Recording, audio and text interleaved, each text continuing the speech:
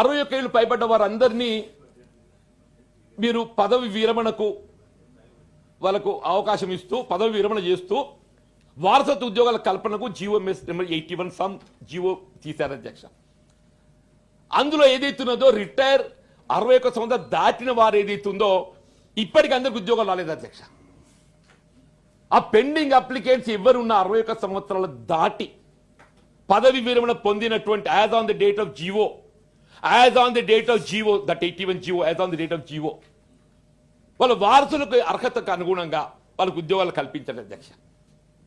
అట్లా ఏదైతుందో అధ్యక్ష 50 సంవత్సరాల ముందు 5 సంవత్సరాల పదవి మనకు బాధ్యత నిర్వహించే అవకాశం ఉంటే వాళ్ళ మెడికల్ ఇన్వాలిడిటీ స్కోప్ ఉంటుంది.